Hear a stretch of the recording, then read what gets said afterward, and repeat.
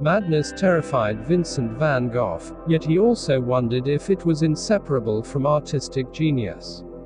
In letters to his brother Theo that prove him one of the great writers as well as artists of the 19th century, he broods more than once on an 1872 painting by Emile Waters called The Madness of Hugo van der Goes, which shows the 15th century Flemish painter, looking a bit like Stanley Kubrick on an intense day, as a victim of mental illness.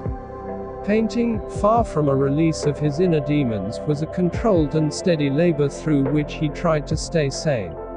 For Van Gogh, this painting captured the dark romantic association of genius and insanity. For the modern age, it is Vincent himself who embodies that fatal creative malady. Yet, a new exhibition at the Van Gogh Museum in Amsterdam questions what it sees as a romantic myth about the Dutch artist, who lethally shot himself in a cornfield at Auvers-sur-Oise in 1890. Using a combination of art, written documents and a severely rusted revolver that was found by a farmer in 1960 in that same cornfield, on the verge of insanity, argues that far from inspiring his art, Van Gogh's illness was an impediment to his talent.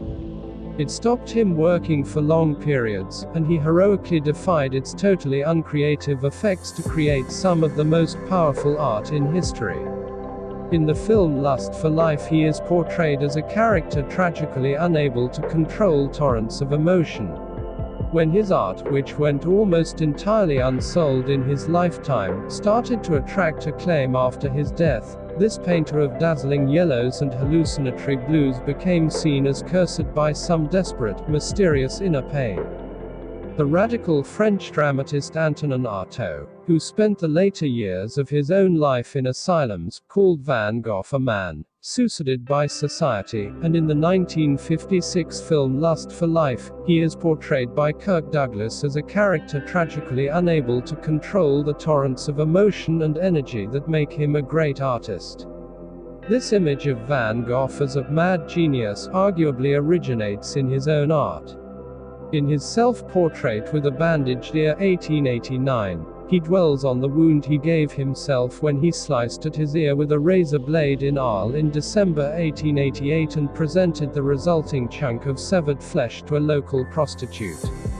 He shows us his maimed face, but it gazes at us with the blue eyes of a visionary. This is not an objective record of a misfortune but, in its hypnotic intensity, a portrait of the artist both martyred and liberated by madness. The Van Gogh Museum show reveals important new evidence about the loss of Van Gogh's ear. A recently discovered letter from Dr. Felix Ray, who treated his wound, explains the full horror beneath the bandage in his 1889 self-portrait. It confirms Van Gogh did not just slice off his earlobe, as has been widely assumed, but his entire left ear. This makes it clearer than ever what an extreme act of self-harm it actually was, and how it forewarned of his suicide.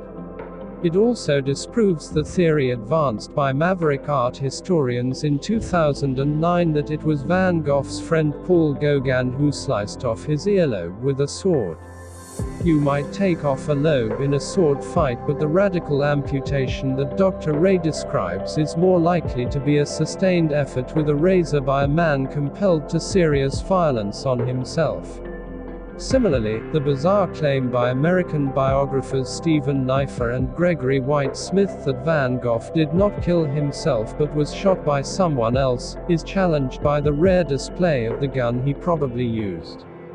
This small caliber, 7mm pocket revolver was found where Van Gogh shot himself in the chest, and its extreme corrosion suggests it has been in the ground since the 19th century. The pocket gun of a type called l'Efforceur broche helps explain why the bullet glanced off a rib into Van Gogh's abdomen and why he took 30 hours to die from a point-blank wound. Other evidence in the exhibition, including his last works of art that reveal his dark psychological state, backs up the museum's belief that Van Gogh died by suicide, after a long illness that tormented him, and led the people of Arles to mob him and demand his incarceration in an asylum. Science peers into Van Gogh's bedroom to shine light on colors of artist's mind. There can be no conclusive diagnosis, but Van Gogh suffered from bouts of depression and mental paralysis that periodically crippled him. When he was ill, he could not work. Painting, far from a release of his inner demons, was a controlled and steady labor through which he tried to stay sane. He always told his friends to smoke a pipe because that too, he claimed, was a bulwark against madness. In his painting Van Gogh's Chair, this simple, steady rustic seat serves as a symbolic portrait. This is how he wanted to see himself, humble and practical, a reliable friend. On the straw seat, he has left the pipe and tobacco he hoped might remedy his inner darkness. He has gone out into the fields. On the verge of insanity, Van Gogh and his illness is at the Van Gogh Museum, Amsterdam, from the 15th of July to the 25th of September.